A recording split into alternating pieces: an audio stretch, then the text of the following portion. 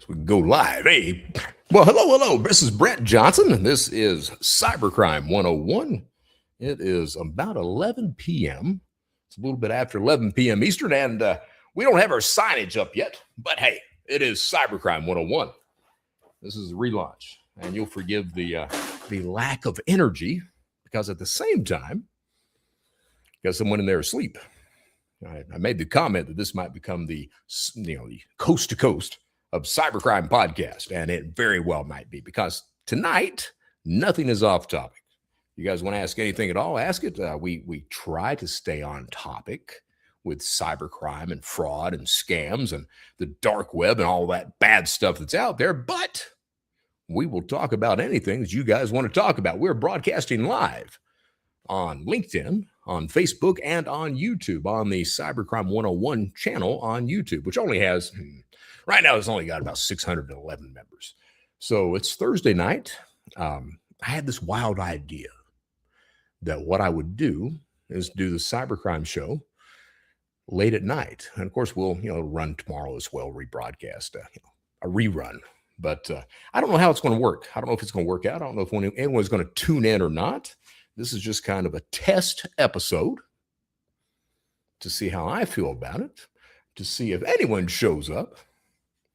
I'm hoping to get some good conversations, some interesting people showing up that usually, don't do that during podcasts, and kind of that coast to coast crowd that's going on. So we'll see. I don't know. We'll see. We'll see how it works out. I don't know. I know I'm scared to be a little loud. I'm in a garage of all places. I'm in a garage, and let me get over here a little bit centered.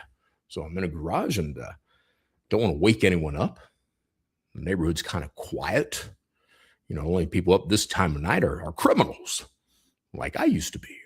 So my name is Brett Johnson, for those who don't know. Hey, I've got a couple of people that are responding already. So hey, we'll see what's going on. If you guys don't mind, hit the like button, hit the subscribe button.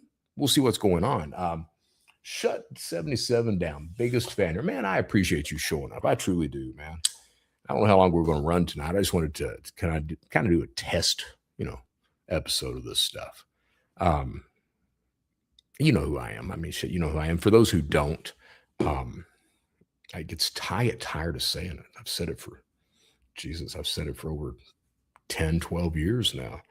United States Secret Service, they called me the original internet godfather. And the way I got the title, well, I was convicted. I pled guilty to 39 felonies. I was actually charged with over 70. Pled guilty to 39. Was placed on the United States Most Wanted list. I had an escape from prison. And what really got me the title of that is I built and ran the first organized cybercrime community. It was called Shadow Crew. It's a precursor of today's dark web and dark web markets. It lays the foundation for the way that modern financial cybercrime channels still operate today. A lot of the types of frauds and schemes and scams and just overall online crime that you still see in play today, I was on the ground floor of developing, implementing, refining, just outright doing it. And yes, that absolutely gets one sent to prison. And usually that is where the story ends. Now, usually the bad guy, me, go to prison for a while, you get out, you do it again, and you get an even longer time, and finally you just end up going back to prison forever. And you die like that, just a despicable human being. And that was me. I was on that track. But I always had a lot of people that looked out for me, took me in under their wing, and I was very fortunate that they didn't give up on me. So it took a while. I'm a slow learner, but I ended up making the choice to turn my life around. And when I did that, I was very fortunate that at the time, my wife, I'm divorced now, but my wife, she was very supportive. The cybersecurity industry, fraud prevention industry, they were very supportive as well. The FBI was very supportive. I reached out to this FBI agent by the name of Keith Malarski. He responded within 2 hours. And what that man did is he validated me. He let me know that I could do something of value, that I didn't have to harm people, that I could use the knowledge that I had acquired to help people instead of hurt people.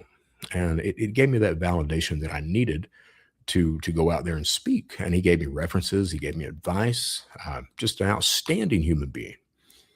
And I just had a lot of people that helped me turn my life around, and I would not have been able to do that without them. Yeah, you have to make I had to make the choice to turn my life around. The problem with that is that if you're a felon, you went to prison, it's very difficult to get a job.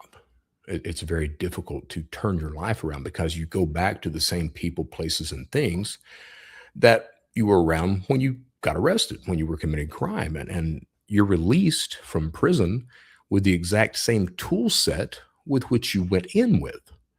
So it's very difficult for someone who does want to turn their life around to do that. You have to have the help and support of others. You can't do it yourself. And I was very fortunate that the cybersecurity community, fraud prevention, like Carice Hendricks, she gave me my first paid speaking gig, and I'll never forget her for that. I mean, we fell out over the years because I was the guy that I will say stuff. People know that now. They know that I'm the guy that I don't hold back. I'm going to say the stuff that needs to be said. I don't really give a damn about the consequences. And I did that, and Carice and I fell apart over the years. But she is an outstanding human being, and she was largely responsible for, springboarding me on the career that I have now. I do call it a career. It's a lifestyle. I had that criminal lifestyle when I was committing all those crimes, and it was a lifestyle 24/7.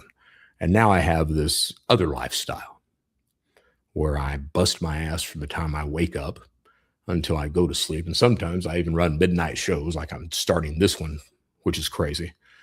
So just trying to do the right damn thing. That's what I try to do. It means something to me. It's more than just a catchphrase. Do the right damn thing. It means something. That's the weird thing. I run 2 shows. I run the Brett Johnson show, which that thing continues to evolve into whatever it's going to be. And I've been wanting to do this show for a minute. The initial idea was to do, my girlfriend, she suggested it. She was like, you should do a live show. You should do a live call-in fraud show because, hell, you answer all these fraud questions from the stage all the time. Why can't you do that from, a YouTube show? And I was like, shit, I don't know why I can. I probably can. And I got derailed, I got derailed because people in Kentucky, they needed help. This girl that had been killed needed some justice, and we got that for her. And I don't know what that show's evolving into, but it's good, whatever it's evolving into. This show, Cybercrime101, is about protecting people and businesses from that type of attacker that I used to be. We'll hear victim stories. Hell, if you don't want to talk about cybercrime, we'll talk about UFOs, big feet. We'll do the coast to coast routine. I don't really care.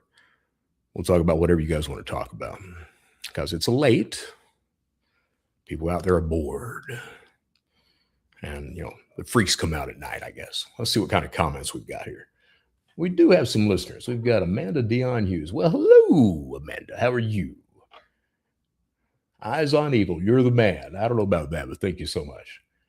The world needs you now more than ever, Brett. It's crazy, right? It's crazy that, it's not like, honestly, it's not like I don't know that I have influence. I do. I know that. I know that. When I talk cybersecurity on LinkedIn, for example, if I say something, people listen to it because they know I'm not saying it out of profit. I'm not saying it holding back anything. I'm simply telling the truth about the matter. And I'm widely respected. And that's crazy for me to think about. Sit back and consider that. I used to be the guy that stole from everybody. I'm the guy that built a cornerstone of the way cybercrime operates today. And today, cybercrime is the 3rd largest economy on the planet. Not because of me, partially because of me, I guess. But to come from that to now being respected within law enforcement, within fraud prevention, within cybersecurity, by people in Hazard, Kentucky, and Eastern Kentucky, and it looks like we're going to continue to expand outside of that. To come from that to this it's a very humbling thing. It truly is. It's a very humbling thing, and I sometimes I don't know what to think about it, but I don't take it for granted, and I don't abuse that. Um, only this year, only this year have I started to reach out to my contacts and say, hey, you got any gigs for me? That's 10 years in, because I just did not believe in doing that. I didn't think that I deserved to do that. But, the economy's tight right now. So, got to do what you got to do. I'll be damned if I want to commit crime. Been there, done that. I mean, if you think about it, committing a crime, I mean, the only way you got to go from here, Brett, is down. You've already been on the top. Anything you're going to do is going to be less than what you did. And I'm tired of the whole idea of victimizing people. I didn't give a damn about my victims when I was a criminal. I didn't. And any criminal who tells you they did, they're lying to you. They don't. It wasn't until I got on, working on the what people call the good side, and had victims reaching out to me that I started to understand the damage, and I started to develop that empathy for victims. And these days, man, I got to tell you, you talk about feeling some empathy. I from child predators, those children that are preyed upon, to victims of romance scams, the kids who kill themselves because they've been victims of sextortion, blackmail schemes.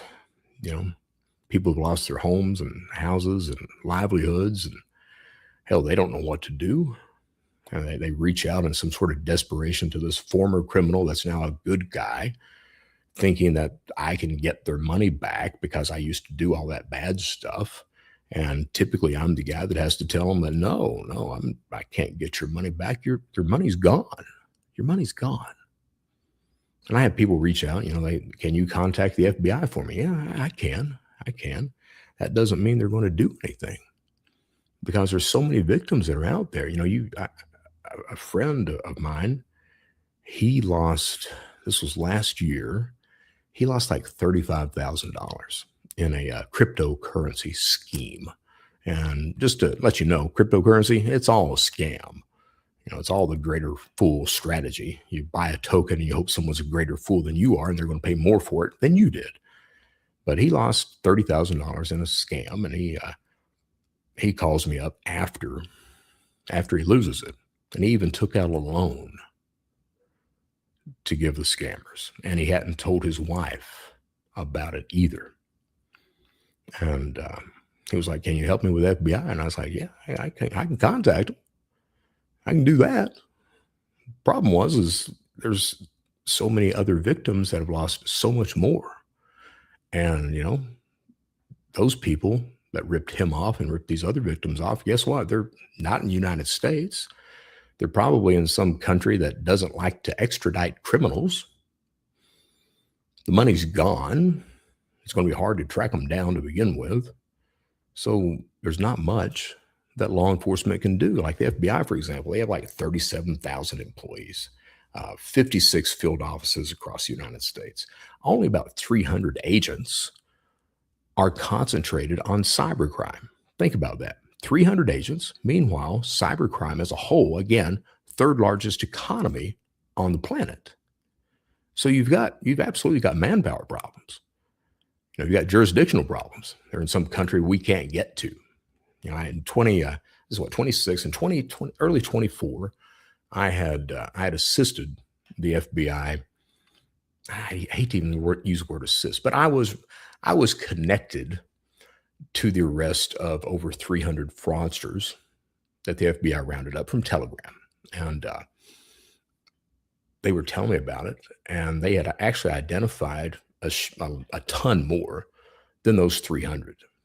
And I asked, I was like, well, why aren't you guys arresting everyone you've identified? And the answer was very simple. They didn't have the logistics to be able to handle that. And the example they gave me was, Brett, say, so if we arrest 300 people just in one district, and all 300 of them say they want to go to trial, we can't do that. We don't have the ability. The justice system doesn't have the ability to hold court, actual trials for all 300 people. That's one of the reasons that the federal system, they really try to pressure people who are indicted with a plea bargain. They'll offer you that plea bargain. And, I think the plea rate is like 87%, some crap like that. And if you're foolish enough not to take the plea bargain, then they throw the book at you. I was in South Carolina when I was arrested. I was working under the Secret Service, and they were investigating a mortgage fraud ring, is what they were doing. And they had got all the guys on audio admitting it. So the plea came through. The prosecutor, Dean Eichenberger was his name. Eichenberger offered those people, those criminals, a plea bargain. They would have served like 18 months. And all three of the idiots turned it down. So they went to trial, and they all got 7 years a pop. That's what the feds do to you, because they don't want to spend the money. They don't have the logistic ability to let everyone go to trial. So they tend to offer you fairly decent plea agreements. And if you don't take it, they have I think it's like a 98% conviction rate if you take it to trial. Yeah. And let's be honest, a lot of the people who go to trial or who get arrested, because, federal prosecutors, a lot of them, not all of them, but a lot of them, they like the easy targets. So they like poor people, uneducated people. That's what they like. Those people who will sign off on about anything. Easy. The ones who can't mount a proper defense is what, and that's not every federal prosecutor. I'm friends with a former one out of North Carolina, and that guy's outstanding. He truly is. He's a friend of mine. I have no doubt at all that he did his job the way it was supposed to have been done. But a lot of those prosecutors are not like that. They're not. Let's check the comments real quick, see what people want to talk about here. All right.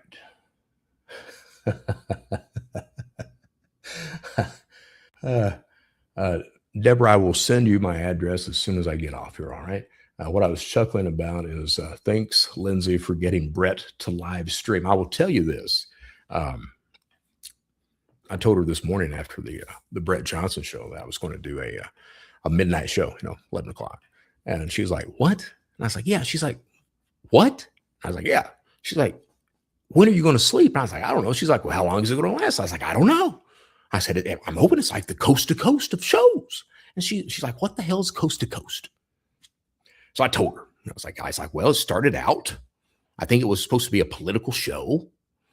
And, it ran that 10 to 4 o'clock or 10 to 3 o'clock hour at night. And the callers, they didn't talk politics. They talked UFOs and government conspiracies and bullshit like that. And she was like, what? And I was like, yeah. I said, it's extremely popular. I said, I think that we may be onto something. And she's like, who's going to listen to you at that time of night? And I was like, I don't know, but it should be interesting.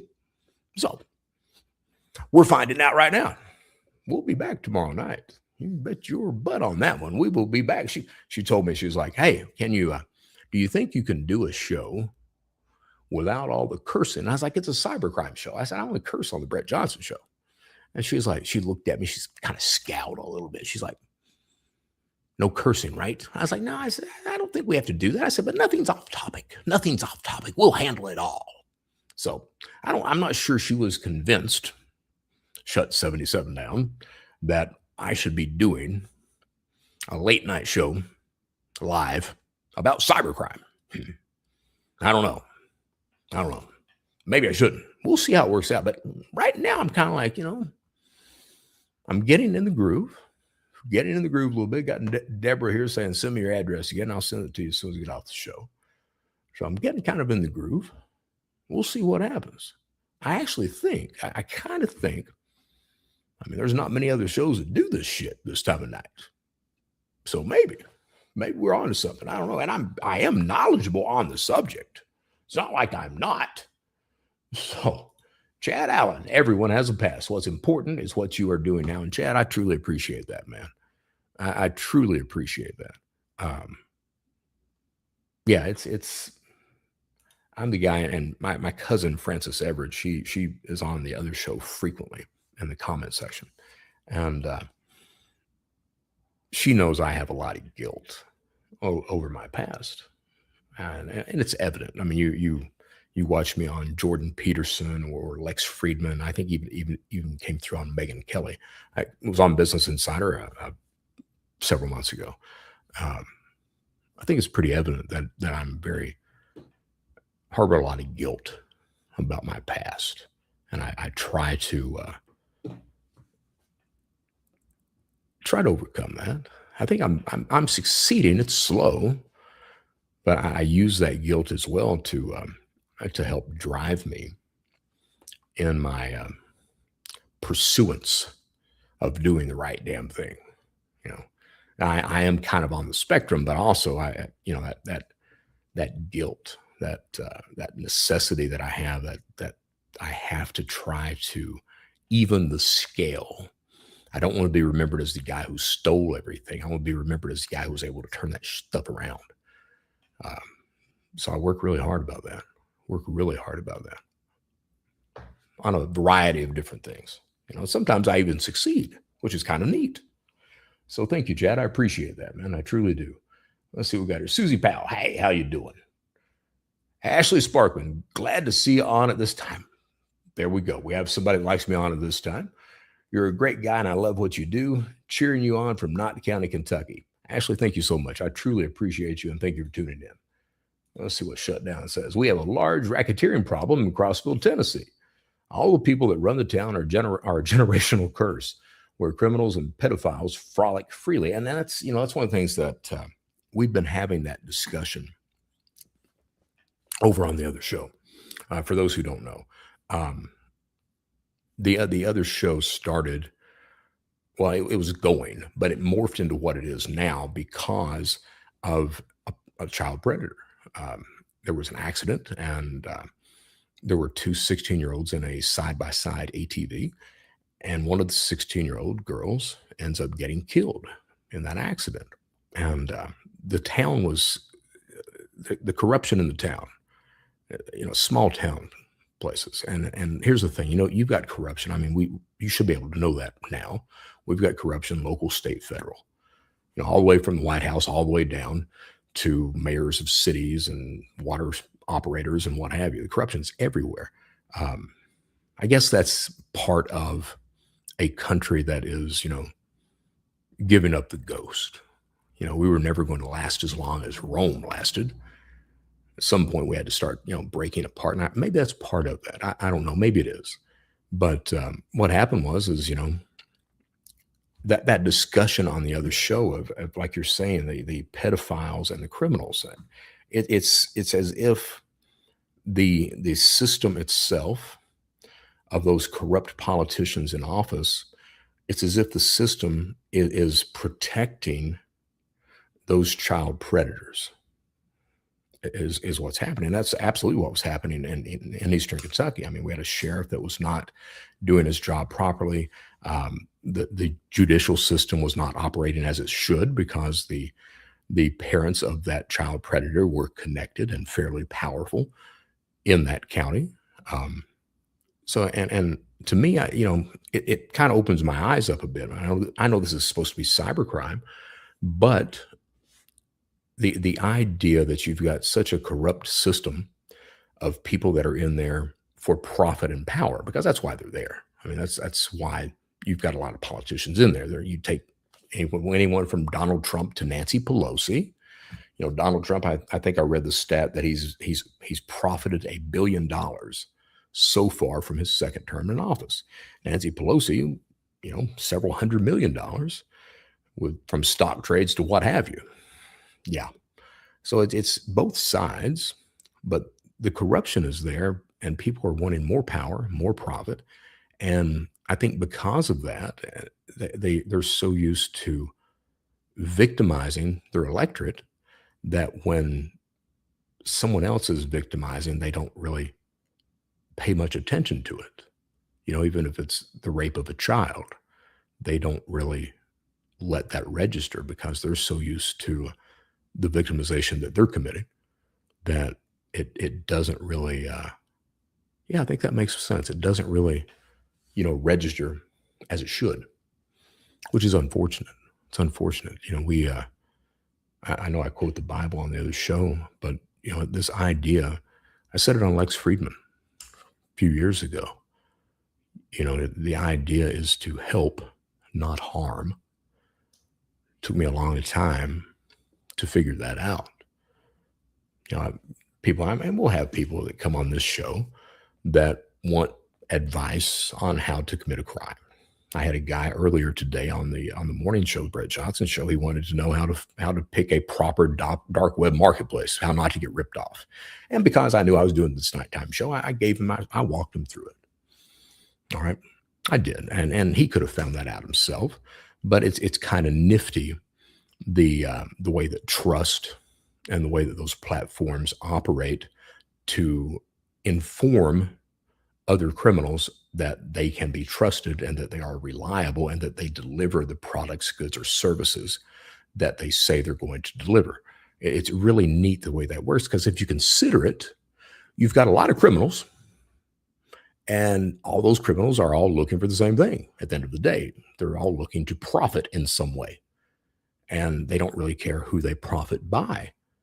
So given that environment, how do you ensure on a marketplace filled with criminals, and they're just looking to profit, how do you ensure that you can buy from those criminals when at the end of the day, they don't really give a damn if they're going to rip you off or not? And it's kind of neat to walk through that. Like I talk about trust on the traditional dark web compared to trust on Telegram. And there's a huge difference. Trust on the traditional dark web, you go through Tor, what have you, is very persistent. Your name becomes your brand, and it translates across all platforms, and people can recognize that name, and they know the history of it. They know if they can work with you. They know if you've ripped anyone off. They know all this stuff that's going on. You have vouching systems in place, review systems, escrow systems in place. You have all these different types of trust mechanisms that are in play. You have that large communication channel like with Dread or any other forum that's out there that helps users understand who they can trust, who not to trust, how to determine what is trust and what's not. So that's more on the traditional dark web side. On Telegram, trust doesn't work like that at all. At all. On Telegram, trust is extremely fluid. Trust is established by the rapport of the different users. So if you get on there and you're talking to someone and you just kind of, BS around with them a lot, that establishes trust. Of course, there's a problem with that. That's not really trust. And there's a reason that on Telegram, a majority of the stuff that is offered, criminal goods and services, they're just fraudulent. It's criminals that are trying to rip off other criminals. All right. Now, that's not to say that successful crime doesn't happen on Telegram. If you want to know where check fraud's happening, you go to Telegram. A lot of CPN stuff, a lot of synthetic fraud, you go to Telegram. A lot of refund fraud, you go to Telegram. Telegram has its place in successful online crime, but you have to understand what you're getting into when you venture over to Telegram. Like, for example, people thought that Telegram was encrypted end to end. No. Don't be foolish. Let's not say that. But they thought it. It's like when Bitcoin came out, users thought it was anonymous. How can it be anonymous when you've got a public ledger that's out there? It's not anonymous. You want anonymous, you use Zcash, you use Monero, you use something like that is what you use. And those came into play later. So yeah. Becky Kestel, how's it going this evening? It's not going too bad. I read your message. I will respond to that. I've just not had a chance today. I'm sorry about that. But I will respond to that and try to get that ready for the show in the morning. Okay. Um, Hackers are thick in Crossville, Tennessee. DA Assistant Attorney James Hargis hacked banks with stingrays, got my bank for 10K and bypassed text alerts and 1K daily limits. Didn't click nothing. And so, for those who may not know, a stingray is it's a device which simulates a cell phone tower, sort of. What it does is it can intercept text messages. Back when I was working for the Secret Service, they did not call it a stingray.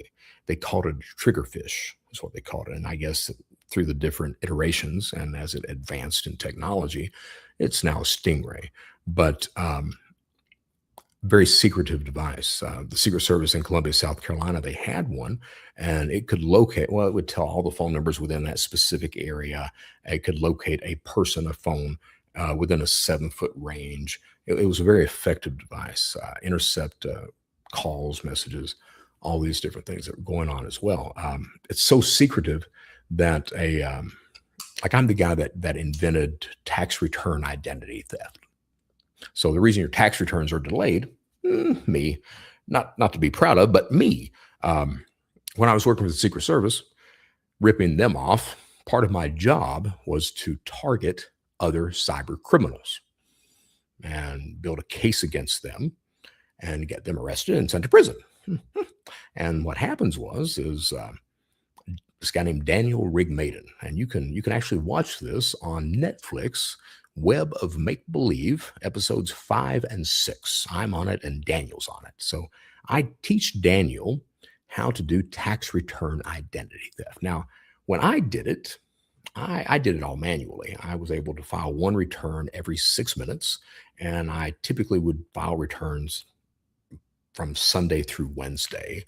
And then Thursday, I would take a road trip, plot out a map of ATMs, and Friday and Saturday, I would cash out prepaid debit cards. They were called payroll cards then. I would cash out those that were loaded with stolen tax refunds. I filed on dead people.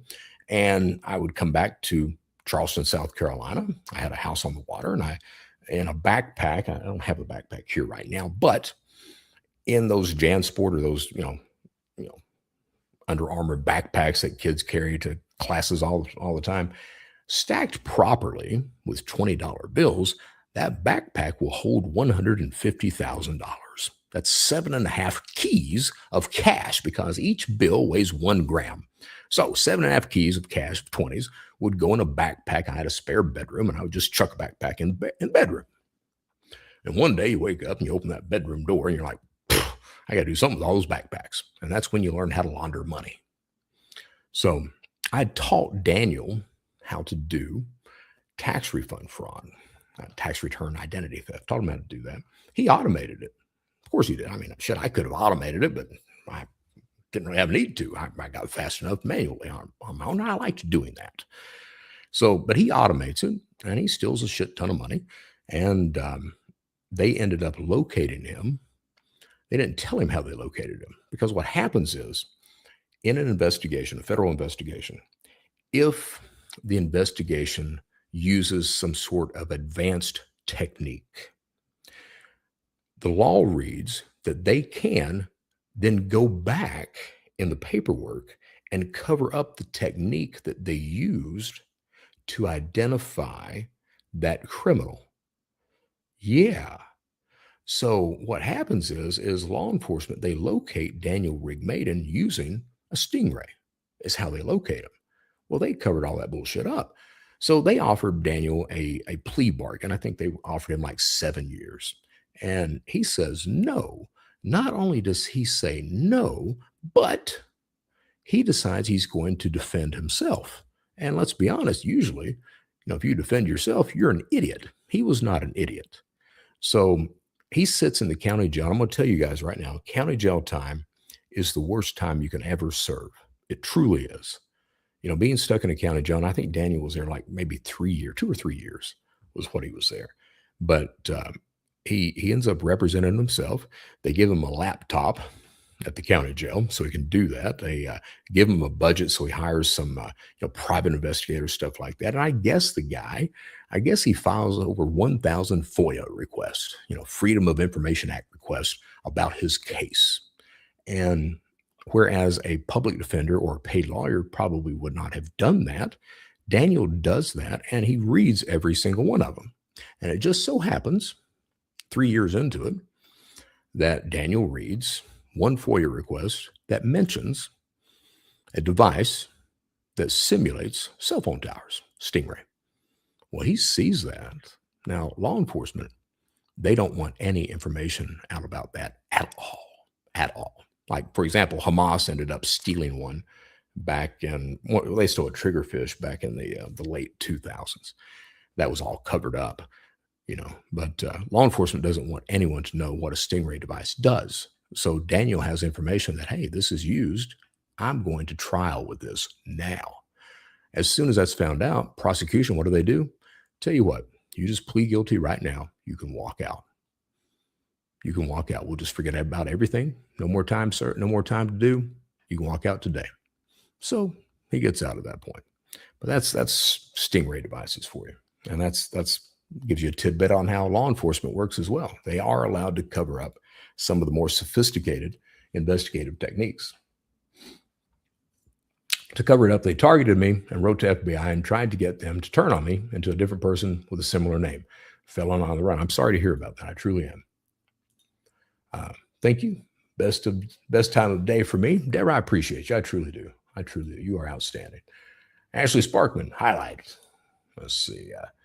Shut 77 down. 2 false arrests and terrorized out of my home. Lost my job without cause. Cops won't help us.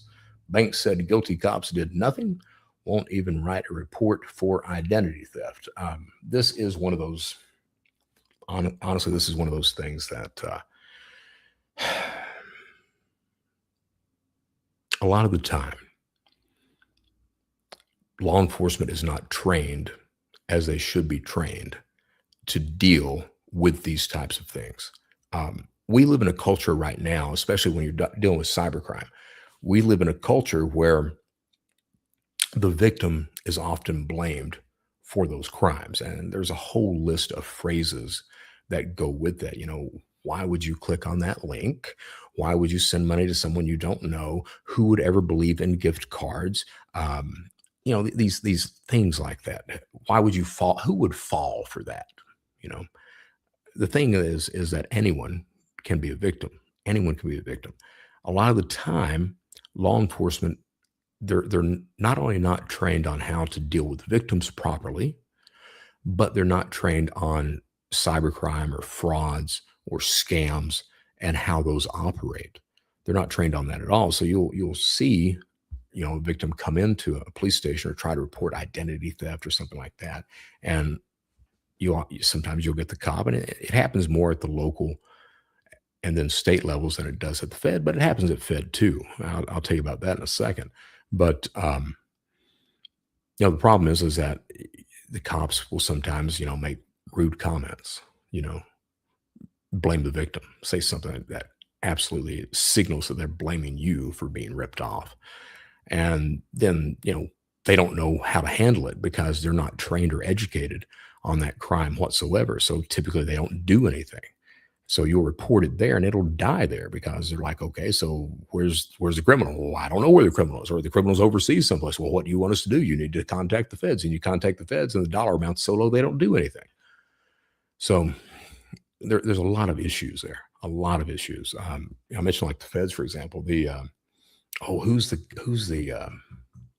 band, Marshall Tucker Band? I think that's what it is. Yeah. Marshall Tucker Band. His wife, I was working with the Secret Service. I'd been caught, arrested. I was in the Secret Service offices, busily committing crime from inside of the Secret Service office. Yeah. And the lead singer, I guess his name is Marshall Tucker. I don't know. But I like the songs. I do. I like the songs. So the lead singer, his wife, was a fraudster. And she had written, of all things, she had written a bad check to buy a house on a beach in South Carolina. And, you know, it's not like you're going to get away with that, you know? Well, Marshall or whatever the lead singer, I guess his name's Marshall. He loved that woman. He absolutely loved that woman. And he did not know what the hell was going on at all. He thought that she was okay, that it was some sort of mistake, that she would never do anything like that, yada yada yada. So he shows up at the Secret Service offices, and the two agents, they lay the checks out, they lay the case out in front of him, and it just breaks his heart. I mean, it absolutely breaks his heart. And what did those agents do? They literally laughed at the man as he walked out.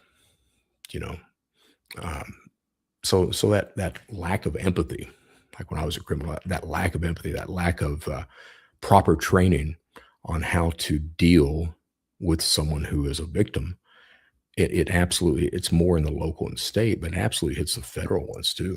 It absolutely does. And of course, the problem now is you've got, whether you like Trump or not, you've got a president that absolutely has very little empathy for anyone. And he signals that to every single one of the followers that are out there.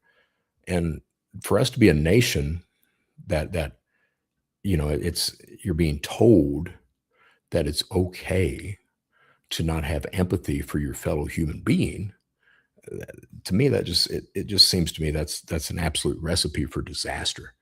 And I think that I think we're reaping the whirlwind on that now, and I think we're going to continue to. And shit, be mad at me if you want to for me talking politics about it, but there's something wrong when as a people, that lack of empathy bleeds down from the top office in the country, and it starts bleeding down to the people on the street. So yeah, let's take the comments. Denise Adams, hey, you are great. Denise, you are great too. All right. Jeanette Mingle Hall, hello. How you doing? See, we got Denise Adams. I need to tell you a story. You have a great thing going on, and I love your shows. Well, tell me a story. Send me a message. I don't know what if you're on you're on Facebook, so send me a message on Facebook Messenger. I'll be glad to hear your story, and we will, whatever we can do, we'll certainly do that. All right, Jeanette Mingle. So now I'll wake up and go to sleep with you. Interesting dynamic. I know, it's like you got to wear out with me at some point.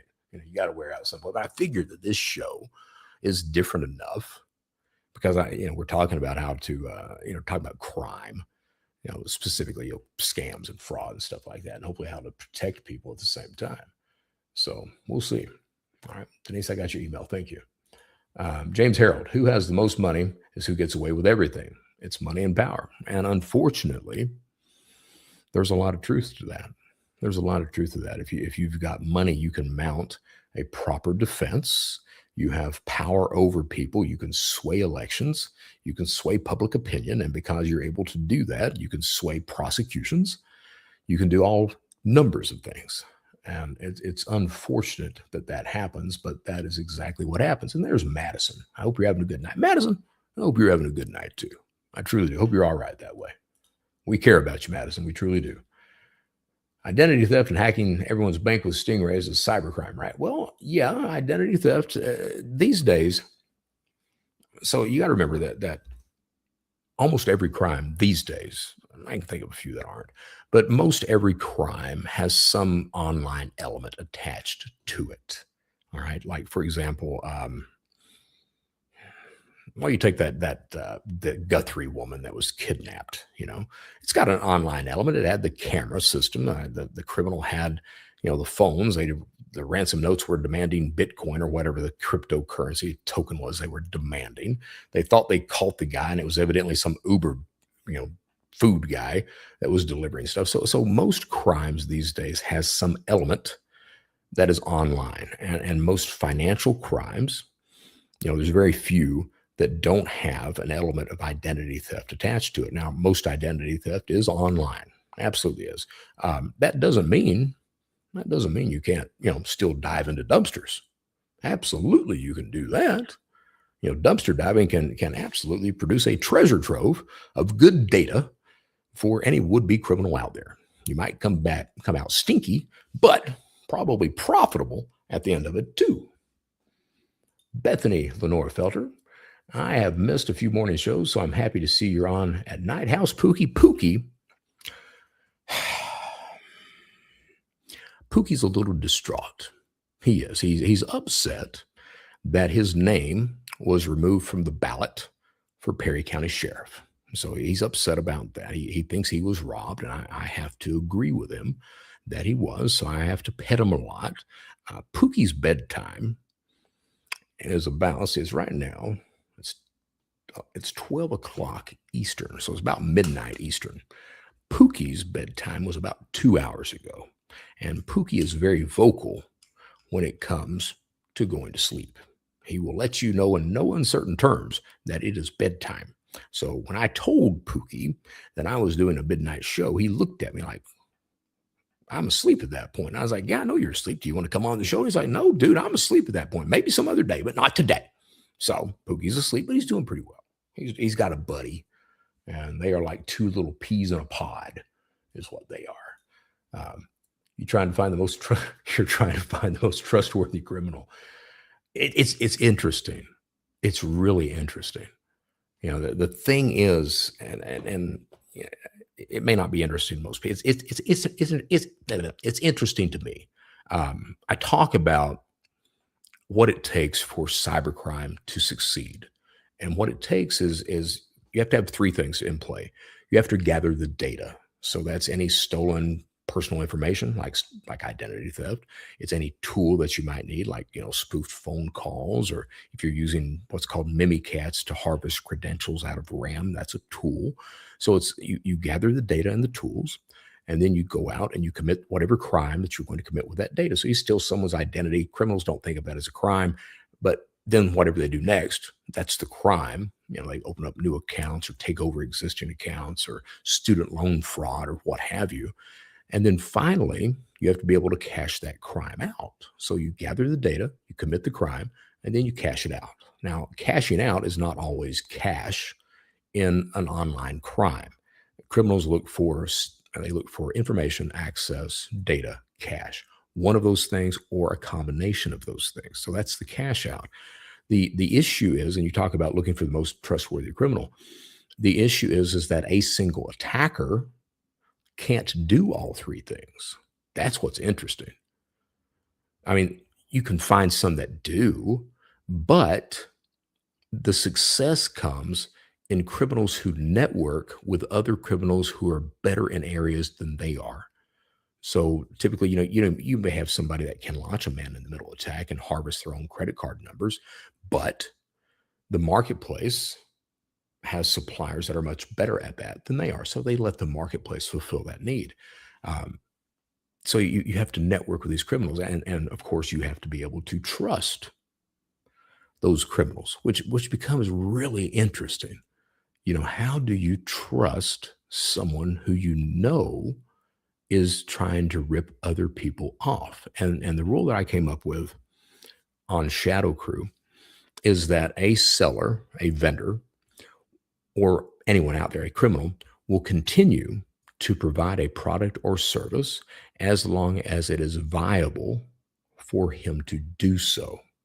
Now, what does that mean? Well, take a credit card seller, for example. He's able to, get batches of stolen credit cards. And as long as he's able to do that, he'll deliver it, okay?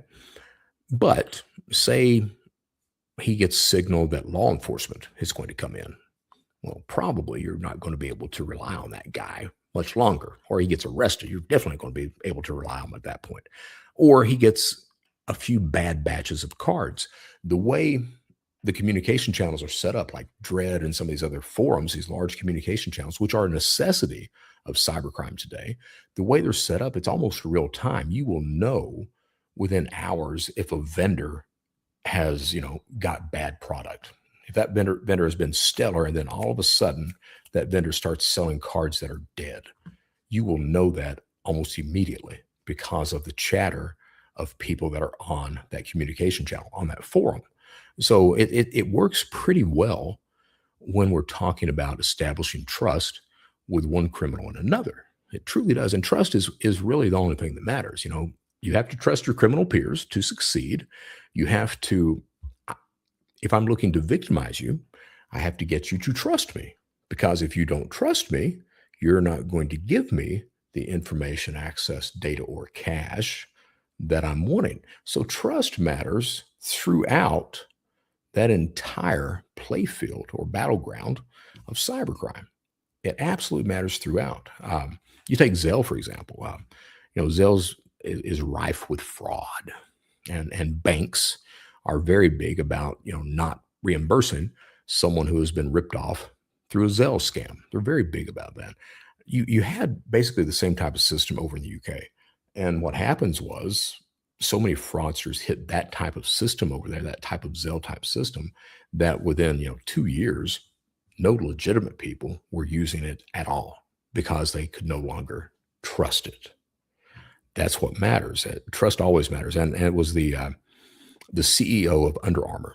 He made a statement once upon a time that he said that trust is gained in droplets, but it's lost in buckets. So you think on the criminal side again, that seller, that credit card seller, who for maybe a couple of years has been outstanding with delivering very good batches of stolen credit cards for people to buy and commit fraud on. So he's over time, he's built up that trust. And then all of a sudden, he gets a few bad batches of cards that are DOA. All right. All of a sudden, that trust vanishes right there. And it takes a very long time, if ever, to get back to that same level of trust that he had established before that bad batch of cards. So trust matters throughout the spectrum. Let's see what else we got. We got Texas Zach. A lot of Coke.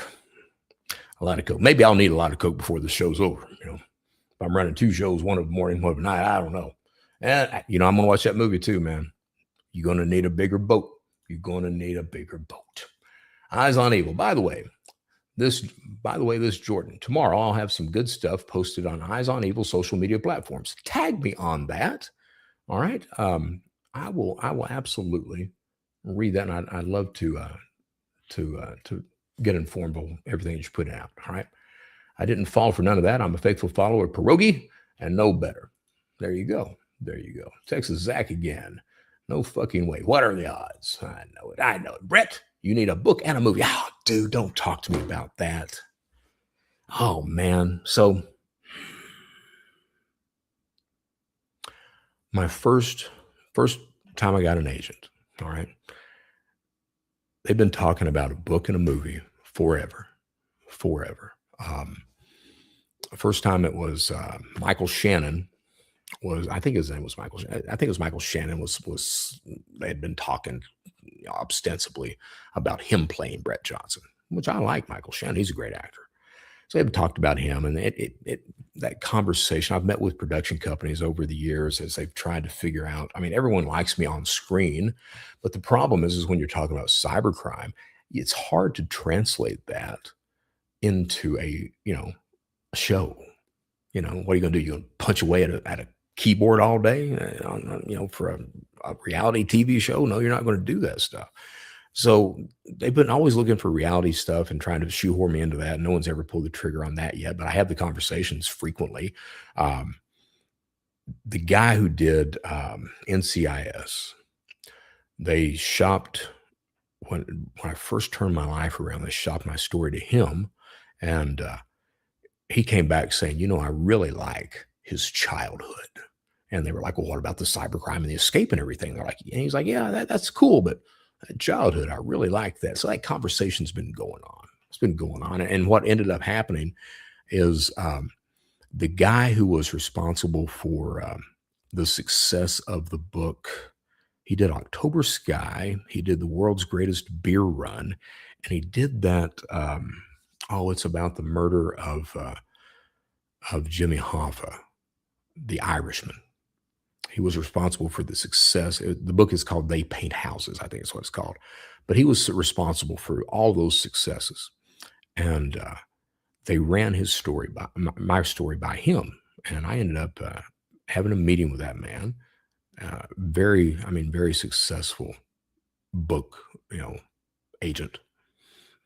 And he went ape on it. I mean, he was really excited, and was telling me, "Oh, this is going to be it's going to be huge. It's going to be huge." And when he said it, if when that man says it, he wasn't lying. He wasn't lying. And the problem was is that he sent the uh, the contract over. You know, he sent the contract over, and this guy's name was Frank. Frank only liked working with former criminals. Is the only people he liked working with. And the contract that I got, and I was lucky to have an agent, and I was lucky that the agent had a legal team as well. And the contract basically said that, hey, Brett Johnson, you don't get nothing. We get everything. You know, you'll make money on speaking, but you ain't making a damn bit of money on the book or any film or anything else that comes after that. So we couldn't sign off on it. And after that, we hooked up with United Talent Agency, and the guy who wrote the book Argo, the Ben Affleck film. The guy who wrote the book, he got excited about my story. He wrote a book proposal for it and everything else, but it was never picked up yet. I assume at some point it will. People will tell me that when you get tired of it and you just like, screw it, I don't care about it anymore. At that point, it'll happen. So I don't know if it will or not. I don't know, but at one point I was very excited about it, and these days I'm like, maybe it'll happen, maybe not. I don't know. Let's do a live show at midnight and see if that does anything. So yeah. When there's no cops around, everything is legal. Well, there's a lot of truth to that.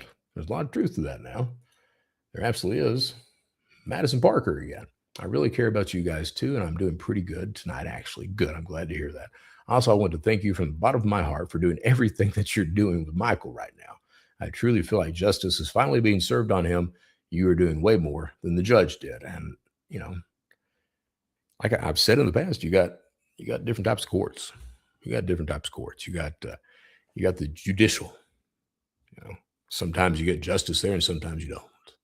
You got that higher court that you're going to have to answer to when you die. You got the interior court, where you judge yourself.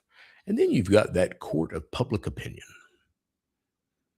And I got to tell you, I think the Brett Johnson show is pretty good about conducting the court of public opinion and finding the guilty ones guilty and making sure that they are, they receive the proper public punishment that they need for the crimes that have been committed. And this young lady here, she absolutely was wronged by this gentleman. And we're doing everything we can to make sure that he gets every single thing that's coming to him.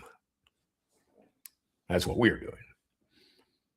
So, Julie Wilson, good evening. Hope Pookie adjusts soon, and I'm sure Pookie will be here tomorrow morning to say good morning. Let's see. CIA agent got caught with years of stolen gold bars in news today, and that's very common too. When Silk Road was arrested, a few of the Secret Service agents, they had stolen Bitcoin, and some of them got convicted of that as well.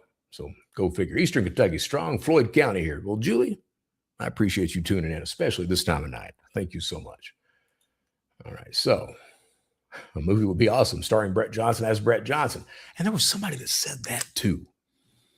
That they could do a kind of a hybrid reality show and scripted show, and I'd be able to play myself.